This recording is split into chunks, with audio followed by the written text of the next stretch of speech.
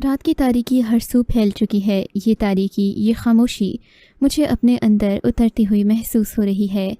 میں اپنا حسین چہرہ بلکہ سارے فساد کی جڑ کو چھپا کر بس بیٹھی ہوئی ہوں۔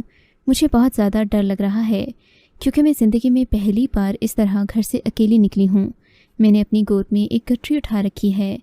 جی چاہتا ہے اس گٹری کو پھینک دو تاکہ مجھ سے میری شناخت چھن جائے، لیکن میں تو جانتی ہی نہیں ہوں کہ مجھے جانا کہاں ہے۔ میرے پاس تو کوئی ٹھکانہ ہی نہیں ہے۔ مجھے نہیں معلوم مجھ جیسی لڑکی کا کیا انجام ہونا ہے۔ میری تو ہی دعا ہے کہ میرے ساتھ جو ہوا ہے وہ کسی اور کے ساتھ نہ ہو۔ میرا نام کنسا ہے۔ میں بہت زیادہ حسین تھی، والدین کی اکلوتی بیٹی تھی، بڑے ناز و نام سے پلی تھی۔ گو کہ میرا تعلق ایک متوسط گھرانے سے تھا جہاں پر 2 وقت کی روٹی پوری کرنے کے لیے بھی دن رات محنت کرنا پڑتی ہے۔ ابو بہت محبت کرتے تھے، یہاں تک کہ اپنا پیٹ کاٹ کر میرے لیے ہر وہ چیز لے آتے جس کی میں خواہش کیا کرتی۔ میری نظر میں تو اب میرا باپ فرشتہ صفت انسان تھا، مگر نہ جانے کیوں میری ماں میرے باپ کو ہر وقت برا بھلا کہتی رہتی تھیں۔ ابو کے نین نقش بھی پیارے تھے، بولنے چالنے کا انداز بھی بہت اچھا تھا۔ ان میں صرف ایک خامی تھی اور وہ یہ تھی کہ ابو غریب تھے۔ وہ اپنی جان مار کر کام کرتے، مگر تب بھی امی ان سے راضی نہیں ہوتی تھیں، بلکہ وہ تو میرے سامنے ابو سے کہتی کہ میری قسمت اتنی بری تھی جو تو جیسے کنگلے سے میری شادی ہو گئی۔ ابو نے امی کی باتوں کا کبھی کوئی جواب نہیں دیا، البتہ میں ضرور چڑ جایا کرتی تھی۔ میں کہتی امی، انسان اپنی قسمت کا کھاتا اور کماتا ہے، آپ میرے ابو کو اس قدر تنگ مت کیا کریں۔ میری امی مجھے گھور کر کہتی، تو بالکل اپنے باپ پر گئی ہے۔ ایک رات بہت تیز آندھی آئی تھی، میں اپنے کمرے میں لیٹی ڈر رہی تھی۔ عجیب سی وحشت ہو رہی تھی ہر چیز سے، ایسا لگتا تھا جیسے روحیں میرے آس پاس گھوم رہی ہوں۔ دل بہت گھبرا رہا تھا، مگر والدین کے آرام کا خیال کر کے میں ان کے کمرے میں نہ گئی۔ یوں ہی ڈرتے ڈرتے رات بیت گئی۔ میری صبح امی کی چیخیں سن کر ہوئی تھی۔ وہ کہہ رہی تھیں کہ ہائے میں تو اجڑ گئی۔ دل پر دھموکا سا لگا کہ میں بھاگ کر امی کے کمرے میں گئی تو میرے باپ کی سرد لاش پڑی تھی۔ میں پھٹی پھٹی آنکھوں سے امی کو دیکھنے لگی۔ امی بولی، کنسا، مجھے نہیں معلوم یہ سب کیسے اور کب ہوا۔ میری طبیعت خراب تھی، میں تو دوا لے کر سو گئی تھی۔ مجھے اپنے ارد گرد کی کچھ ہوش نہیں تھی۔ صبح اٹھتی تو دیکھا تیرا باپ چلا گیا ہے۔ میں اس قدر شوق کی کیفیت میں تھی کہ میری آنکھ سے آنسو بھی نہیں ٹپکا تھا۔ میری امی نے چیخ چیخ کر سارا محلہ اکٹھا کر لیا تھا۔ ہر کوئی ہمیں دلاسے دے رہا تھا، مگر میری آنکھوں میں تو رات والا منظر ٹھہر سا گیا تھا۔ شاید میرے ابو کی روح رات بھر میرے کمرے میں ہی رہی تھی۔ ابو کی میت اٹھائی گئی، تب میرا سختہ ٹوٹا۔ میں ابو کی میت کے ساتھ لپٹ گئی تھی۔ پھر مجھے کچھ ہوش نہ رہا۔ مجھے بس اتنا پتہ ہے کہ باپ کے جانے کے بعد میرے بخت الٹ گئے تھے۔ میں ماں کی آنکھوں میں کھٹکنے لگی تھی۔ پھر ایک دن امی میرے پاس آ کر بولی، کنزا، آج تیرا نکاح ہے، تیار ہو جانا۔ میں نہ سمجھی سے امی کی طرف دیکھتے رہی۔ وہ بولی، یہ عروسی لباس پہن لینا، تیرے سسرال کی جانب سے آیا ہے۔ میں نے ایک دم سے وہ شوپر امی سے چھین کر دور پھینک دیا اور بولی، امی، آپ کا دماغ خراب ہو گیا ہے؟ ابھی تو میرے باپ کی قبر کی مٹی کا رنگ بھی تبدیل نہیں ہوا، ابھی تو ان کا 40واں بھی نہیں ہوا، آپ کو ابھی سے میری شادی کی پڑ گئی ہے کیا؟ امی ایک دم سے پھوٹ پھوٹ کر رونے لگیں۔ بیٹی، میں یہ سب ہرگز نہ کرتی، مگر تیرے باپ سے مرنے سے 2 دن قبل مجھے بتایا گیا تھا کہ اس نے تمہارے لیے ایک رشتہ پسند کیا ہے۔ اب کل رات وہ مجھے خواب میں آیا تھا، اس کی روح بہت بے چین تھی، کہنے لگا، میری بیٹی کی ابھی تک شادی کیوں نہ کی؟ بیٹی شادی کر لو، نہیں تو تیرے باپ کی روح بے چین رہے گی۔ امی کی باتیں سن کر مجھ پر لرزہ طاری ہو گیا تھا۔ کیا سچ میں میری وجہ سے میرے باپ کی روح بے چین تھی؟ امی اٹھ کر چلی گئی، مگر میں نے رو رو کر اپنا برا حال کر لیا تھا۔ امی کی باتیں یاد کر کے مجھے بخار ہو گیا۔ شام میں ٹماٹر کی طرح سرخ ہو چکی تھی، بخار سے میرا جسم ٹوٹ رہا تھا۔ تب بھی امی نے مجھے مہلت نہ دی۔ میرا دلہا آیا تھا، مگر میں اسے دیکھ نہ پائی۔ میرا نکاح ہو گیا اور مجھے گاڑی میں بٹھا دیا گیا۔ گاڑی میں بخار کی وجہ سے میری آنکھ لگ گئی۔ پھر گھر آ گیا، پتہ نہیں، معلوم نہیں کس نے میرا ہاتھ پکڑا، کون مجھے کمرے تک لے کر گیا۔ مجھے سیج پر بٹھا دیا گیا، مگر جسم میں اتنا درد تھا کہ مجھ سے بیٹھا نہ گیا، اس لیے میں لیٹ گئی۔ تھوڑی دیر تک کمرے کا دروازہ کھلا، ایک بوڑھا کمرے میں داخل ہوا۔ میں سمجھی شاید یہ میرا سسر ہے، اس لیے جلدی سے اٹھ کر بیٹھ گئی۔ وہ بوڑھا شخص میرے پاس آ کر بیٹھا اور کہنے لگا، میں بہت خوش نصیب ہوں کنزا، جو مجھے تم جیسی لڑکی ملی ہے۔ میں اس کی بات سن کر ایک دم ہوش میں لوٹ آئی۔ پھر اس نے انگوٹھی میری جانب بڑھائی۔ میں چلا اٹھی۔ میں بولی، نہیں، ایسا نہیں ہو سکتا، میری شادی تمہارے ساتھ نہیں ہو سکتی۔ اس کو غصہ آ گیا اور بولا، کیوں، اپنے پیچھے کوئی عاشق چھوڑ کر آئی ہو کیا؟ मैं शौक की कैफियत में थी। वो गुस्से से बोलता चला जा रहा था। कहने लगा, अगर अपना कोई आशिक था तो अपनी माँ को बताती। उसने मुझसे जो 10 लाख रुपए लिए हैं वो तुम्हारे आशिक से लेकर तुझे उसके साथ ब्याह देती। उस शख्स की बात सुनकर मैं ढेर सी गई। मेरी आंखें बंद हो चुकी थीं। मैं गहरी बेहोशी में चली गई। सुबह मेरी आंख खुली तो कमरे में खुद को अकेले पाया। मैंने इर्द गिर्द का जायज़ा लिया तो ये देखकर हैरान रह गई कि ये कमरा तो बहुत ज़्यादा वसी था। मैंने खुद में हिम्मत पैदा की और उठकर बाहर निकल गई। बाहर जाकर देखा तो अलग ही दुनिया आबाद थी। ऐसा लग रहा था जैसे मैं किसी महल में आ बसी हूँ। वहाँ नौकर चाकर घूम रहे थे। मेरे लिए नाश्ता भी मुलाजिमा ने ही बनाया था। मैं अम्मी के बारे में सोचने लगी थी। मेरी अम्मी ने हमेशा पैसे का लालच किया था। मेरे बाप की ज़िंदगी जीरन बना रखी थी, फिर मुझे भी बेच दिया। अब्बू को ख्वाब में देखने वाली बात तो बस बहाना थी। खैर, मेरा सारा दिन बेचैनी में गुजरा। कहते हैं ना कि अगर दिल काम पर राज़ी ना हो तो दुनिया की कोई भी चीज़ आपको खुशी नहीं देती। खैर, जब रात हुई तो मेरा शौहर कमरे में आ गया। वो बड़े खुशगवार मूड में था। कहने लगा, माफ़ करना, काम की ज़्यादती की वजह से घर आने में देर हो गई। तुम सुनाओ, तबीयत कैसी है? मैं बोली कि मैं ठीक नहीं हूँ। मैंने इसलिए झूठ बोला कि वो मुझसे दूर रहे। मेरी बात सुनकर उसने अजीब काम किया। मेरे पाँव की मालिश करने लगा। बोला, इससे तुम बहुत जल्द ठीक हो जाओगी। मुझे ये सब मुनासिब नहीं लगा, इसलिए मैंने उसे बारहा मना किया, मगर वो मेरी बात कहाँ सुनता था। उसने मेरे पैरों की खूब मालिश की और फिर बोला, ये बकरी का दूध है, तुम नाफ में डाल दो। मैं बोली, ये क्या बात है फैसल? कहने लगा, ये तुम्हारी सेहत के लिए बहुत अच्छा है। तुम कमज़ोर सी हो ना। मैं जानता हूँ कि तुम्हारा ताल्लुक़ गरीब घराने से था, तुम्हें खुराक की कमी का सामना भी रहा होगा। मुझे शर्म आती है कि तुम जैसी लड़की को लोगों में ये कहकर मुतारिफ़ करवाता हूँ कि ये मेरी बीवी है। मैं उसकी बात सुनकर रोने लगी। मैं बोली, मुझे मेरे बाप ने कभी किसी चीज़ की कमी नहीं होने दी। मैं अभी इतना ही बोली थी कि गहरी नींद में खो चुकी थी। सुबह में दिन चढ़े तक सोती रही। ये महल नुमा घर मुझे कैद खाना सा लगने लगा। मैं कमरे से बाहर आई तो मेरा शौहर सोफे पर बैठा। उसने मुझे देखा तो अपनी जगह से उठकर मेरे पास आया और मेरा हाथ थामकर मुझे सोफे तक लाया और बोला, क्या बात है किंजा, तुम कुछ परेशान लग रही हो।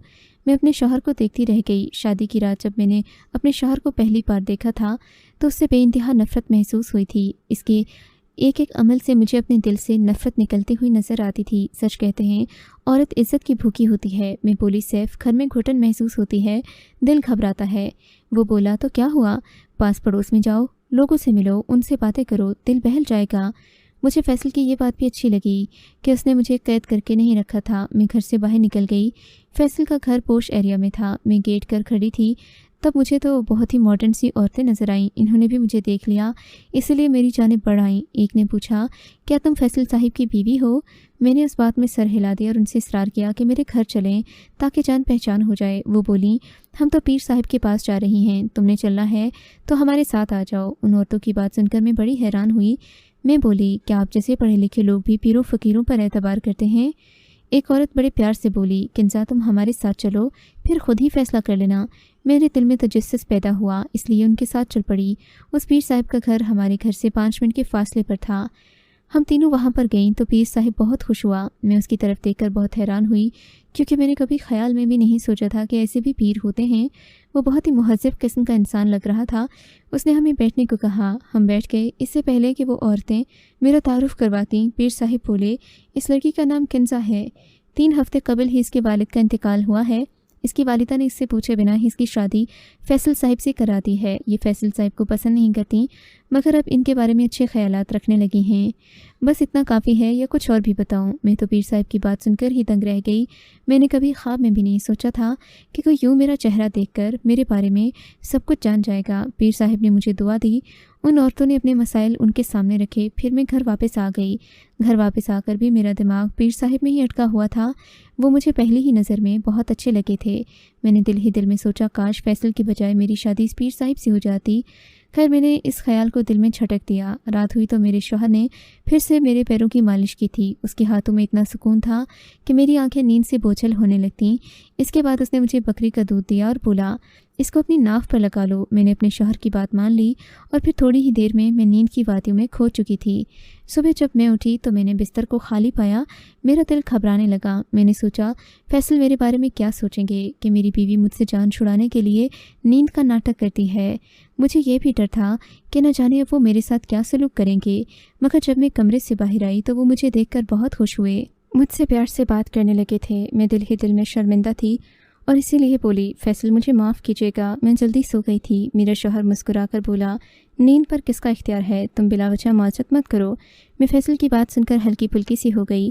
شام ہوئی تو میرا دل پیر صاحب کے گھر جانے کو کرنے لگا۔ میں ان سے اپنے لیے حساب کروانا چاہتی تھی کہ آخر میری زندگی کیسی گزرنے والی تھی۔ یوں تو میں پیر و فقیروں پر یقین نہیں کرتی تھی، لیکن یہاں بات ہی کچھ اور تھی۔ وہ بہت ہی شریف قسم کے انسان تھے، آنکھیں جھکا کر بات کرتے، دوسرے کی بات سن کر اس کی پریشانی کا حل نکال دیا کرتے، گو کہ ان میں وہ ہر خوبی موجود تھی جو کسی بھی اعلیٰ پائے کے انسان میں ہونا چاہیے۔ آخرکار میں خود کو روک نہ پائی اور پیر صاحب کے گھر پہنچ گئی۔ وہ مجھے دیکھ کر بہت خوش ہوئے۔ انہوں نے ایک نظر ڈالنے کے بعد سے سر جھکا لیا۔ میں نے اپنی قسمت کا حال پوچھا تو مسکرا کر کہنے لگے، تقدیر رب کی طرف سے ہے، ہاں اگر کوئی مسئلہ درپیش ہے تو بتاؤ، اس کا حل نکال دیتے ہیں۔ میں بولی، پیر صاحب میرا دل بہت اداس رہتا ہے، کیا کروں؟ وہ بولے، اللہ سے لو لگا لو، اللہ تمہیں ان چاہے لوگوں سے بچا کر ان لوگوں میں لے آئے گا جن کو تم دل سے چاہتی ہو مگر ماننے سے ڈرتی ہو۔ میں حیران تھی کہ پیر صاحب کو بارہا میرے دل کی بات کیسے پتہ چل جاتی ہے۔ میں بولی، پیر صاحب کو وظیفہ؟ وہ مسکرا کر بولے، حضرت محمد صلی اللہ علیہ وآلہ وسلم اور ان کی آل پر درود پڑھنے سے بہتر اور کیا ہو سکتا ہے؟ تم اٹھتے بیٹھتے چلتے پھرتے درود شریف پڑھتی رہا کرو۔ میں نے ان کا شکریہ ادا کیا اور اپنے گھر واپس آ گئی۔ میں نے پیر صاحب کی بات کر عمل کیا اور درود پاک کا ورد کرنے لگی۔ فیصل اب پہلے سے بڑھ کر میرا خیال رکھنے لگے تھے، مگر میں نے محسوس کیا وہ کچھ تھکے تھکے سے، کچھ پریشان سے رہتے، لیکن اس کے باوجود بھی وہ میرے پیروں کی مالش کرنا نہ بھولتے، نہ ہی بکری کا دودھ دینا بھولتے تھے۔ میں ان کو منع بھی کرتی کہ آپ ایسا مت کیا کریں، آپ کو تو خود کچھ پریشانی ہے، مگر وہ میری ایک نہ سنتے۔ میں ساری رات سوئی رہتی، مگر مجھے ارد گرد کا کچھ ہوش نہیں ہوتا تھا۔ ایک دن فیصل آفس گئے تو گھر واپس نہیں آئے، بلکہ ان کی میت آ گئی تھی۔ مجھے کسی نے بتایا کہ انہیں ہسپتال میں دل کا دورہ پڑا تھا، اسی سبب وہ انتقال کر گئے ہیں۔ مجھ پر تو غم کا پہاڑ ٹوٹ پڑا تھا۔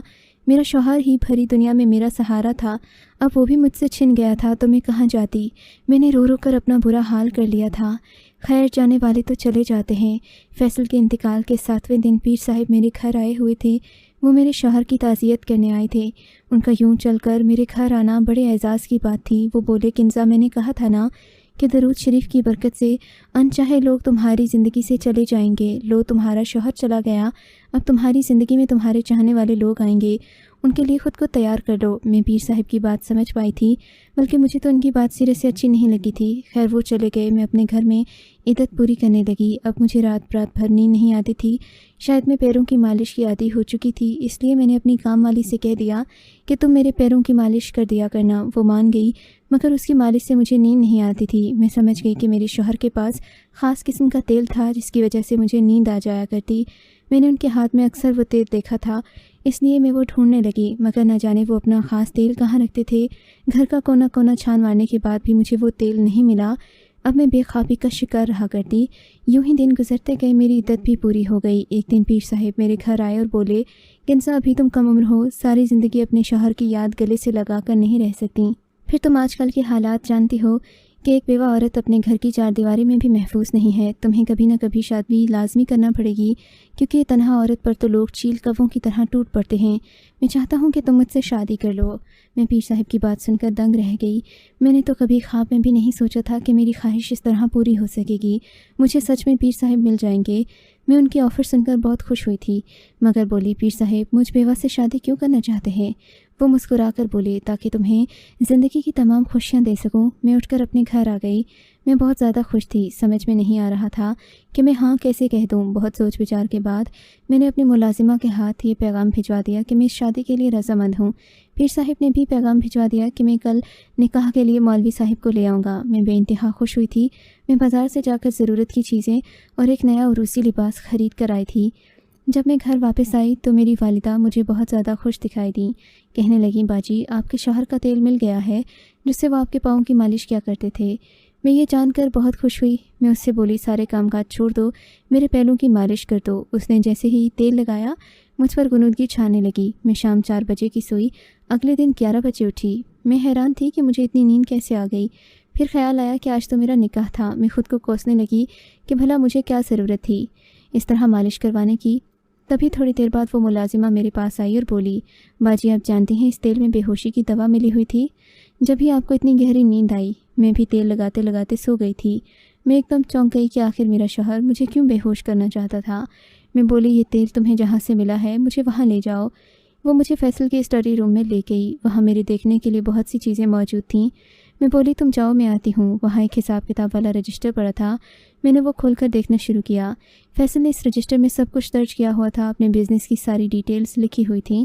آگے کاغذ پر لکھا ہوا تھا کہ میرے پاس اتنی دولت تو موجود ہے مگر کوئی وارث نہیں ہے، اسی لیے میں ایک کم عمر لڑکی سے شادی کر کے اپنے گھر لایا تاکہ میرا وارث پیدا ہو جائے۔ میں شادی کی تقریب میں اپنے ساتھ پیر صاحب کو بھی لے کر گیا تھا۔ انہوں نے مجھے گھر آ کر بتایا کہ کنزا سے تمہیں وارث نہیں ملے گا۔ میں بہت گھبرا گیا تھا، لیکن انہوں نے پھر دم کیا ہوا تیل۔ انہوں نے کہا کہ تم نے یہ عمل کرنا ہے، پھر تمہاری بیوی امید سے ہو جائے گی۔ پیر صاحب نے مجھے بھی ایک بوتل عرق سندل دیا ہے۔ میں نے اپنی بیوی کے تیل میں نیند کی اسپرے شامل کر دی ہے، اب اسے سونگھتے ہی سو جاتی ہے۔ یوں میں اس کے سوال جواب سے بچ جاتا ہوں۔ عرق سندل پینے سے مجھے بھی نیند آ جاتی ہے۔ میں یہ سب پڑھ کر بہت حیران تھی، میرا دل گھبرانے لگا۔ ادھر ہی عرق سندل کی بوتل بھی پڑی تھی۔ میں نے سوچا کہ اس کو لیبارٹری میں چیک کرواتی ہوں، نتائج نکالنے والے تھے۔ عرق سندل میں سلو پوائزن شامل تھی، جس سے انسان دھیرے دھیرے اندر سے ختم ہو کر مر جاتا ہے۔ میں تھر تھر کانپنے لگی۔ یہ سب پیر صاحب نے کیا تھا۔ میں راز جاننا چاہتی تھی، اسی لیے ان کے گھر کی طرف چل پڑی۔ جیسے ہی ان کے گھر قدم رکھا، ان کی آواز میرے کانوں میں پڑی۔ وہ نہ جانے کس سے بات کر رہے تھے، کہنے لگے آج میں اپنی محبت کو حاصل کرنے جا رہا ہوں۔ کیا فیصل بڈھا ہر حسین عورت کا حقدار ہے؟ نہیں نا، وہ مجھے اپنے ساتھ شادی پر لے گیا تھا۔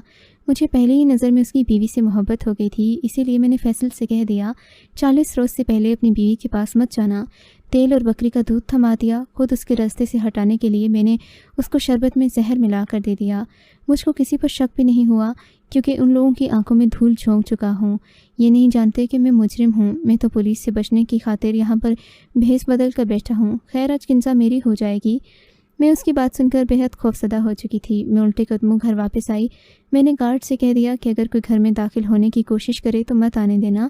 پھر میں نے دیکھا پیر آیا، لیکن گارڈ نے اسے داخل نہیں ہونے دیا۔ جیسے ہی رات ہوئی میں گھر کے پچھلے دروازے سے نکل گئی۔ میں بس اسٹیشن تک بڑی مشکل سے پہنچی۔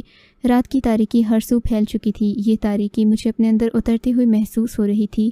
میں اپنا حسین چہرہ چھپا کر بس میں بیٹھی ہوئی تھی۔ مجھے بہت زیادہ ڈر لگ رہا تھا، کیونکہ میں زندگی میں پہلی بار گھر سے اکیلی نکلی ہوں۔ میں نے اپنی گود میں گٹھری چھپا رکھی ہے۔ جی چاہتا ہے اس گٹھری کو پھینک دوں تاکہ مجھ سے میری شناخت چھن جائے، لیکن میں تو جانتی ہی نہیں ہوں مجھے کہاں جانا ہے۔ میرے پاس تو کوئی ٹھکانہ نہیں ہے۔ مجھے نہیں معلوم مجھ جیسی لڑکی کا انجام کیا ہونا ہے۔ میری تو یہی دعا ہے کہ میرے ساتھ جو ہوا وہ کسی اور کے ساتھ نہ ہو۔ مجھے یہ بھی معلوم پڑ چکا ہے کہ میرے شوہر نے اپنی ساری جائیداد مختلف یتیم خانوں میں تقسیم کر دی تھی، اس لیے میرے لیے کوئی پھوٹی کوڑی بھی نہیں چھوڑی۔ بہت سوچ وچار کے بعد میرے ذہن میں دارالامان کا خیال آیا۔ میں وہاں جا کر آباد ہو گئی تھی۔ ماں کے پاس واپس نہیں جا سکتی تھی، کیونکہ مجھے اس پر یقین نہیں رہا وہ پھر مجھے کسی شخص کے ہاتھوں فروخت کر سکتی تھی۔ دارالامان آ کر میں نے پیر کے خلاف مقدمہ درج کر دیا۔ پولیس اسے پکڑ کر لے گئی۔ اب میں اس کے لیے جینا سیکھ رہی ہوں۔ میں نے اپنی ادھوری تعلیم پھر سے شروع کر دی ہے، ساتھ ساتھ کال سینٹر پر جاب بھی شروع کر دی ہے۔ مجھے مکمل یقین ہے کہ ایک دن ایسا آئے گا میں مکمل طور پر اپنے پیروں پر کھڑی ہو جاؤں گی۔